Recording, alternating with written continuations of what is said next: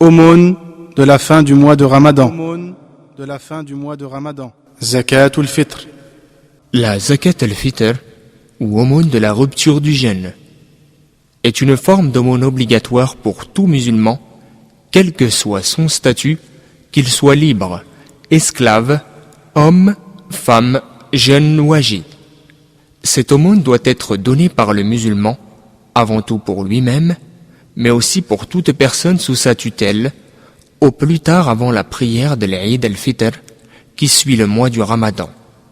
Ibn Abbas, qu'Allah l'agrée, a dit « Le messager d'Allah, paix et bénédiction d'Allah sur lui, a rendu la zakat al-Fitr obligatoire en guise de purification du jeûne de celui qui s'est laissé aller à des propos futiles, de vains discours ou actes inutiles, des propos ou attitudes obscènes, mais aussi afin de nourrir le pauvre.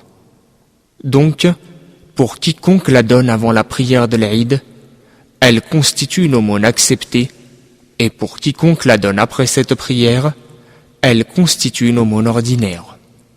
Hadith rapporté par Abu Daoud, Ibn Majah, et authentifié par Al-Hakim.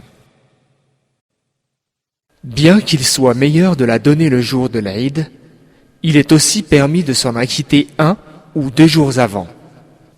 La quantité à donner représente un sa'a, soit 4 amdad, singulier moud, quantité que peuvent contenir les 2 paumes de la main réunies, de la nourriture locale en vigueur dans le pays. Abu Sa'id, qu'Allah l'agrée, a dit « Quand le messager d'Allah, paix et bénédiction d'Allah sur lui, était parmi nous, nous avions l'habitude de donner la zakat al-Fitr pour chaque personne, jeune ou âgée, libre ou esclave, un sa'a de blé, de fromage, d'orge, de dattes sèches ou de raisins, rapporté par Al-Bukhari et Muslim.